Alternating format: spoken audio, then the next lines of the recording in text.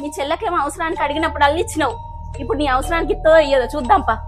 సిరి, అన్నయ్య రండి అన్నయ్య, కూర్చోండి, నేను వెళ్ళి వాటర్ తీసుకొస్తా. మీ చెల్లి రాగానే ఫస్ట్ అయితే డబ్బులు అడుగు, ఇస్తో ఇయ్యదో. వాటర్ తీసుకోదినా. సిరి, ఏంటన్నయ్య? 1,00,000 రూపాయలు అవసరం ఉన్నదిరా, అడ్జస్ట్ చేస్తావారా?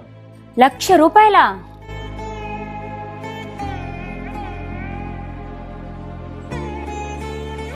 చూసినవా డబ్బులు అడగంగానే ఎట్లా పోయిందా? చెల్లి చెల్లి అంటావు కదా, డబ్బులు తెస్తానని చూస్తానవా? నడు. అన్నయ్య, నా దగ్గర అంత డబ్బులు లేవన్నయ్య. నీకు అంతలా అవసరం అంటున్నావు కదా, ఈ నగ తాకడ పెట్టి డబ్బులు తెచ్చుకో అన్నయ్య. తీసుకో అన్నయ్య.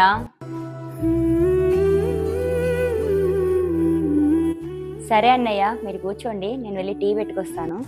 చూసినావానే, మా చెల్లిని అపార్థం చేసుకున్నావు. తన దగ్గర డబ్బులు లేకపోయినా మెడలో ఉన్న నల్లపూస తీసిచ్చింది. అవునండి, మీ చెల్లెల్ని అపార్థం చేసుకున్నా. నా దగ్గర డబ్బులు ఉన్నాయనుకున్నా కానీ మెడలో నల్ల పూసలు తీసిస్తా అనుకోలేదండి.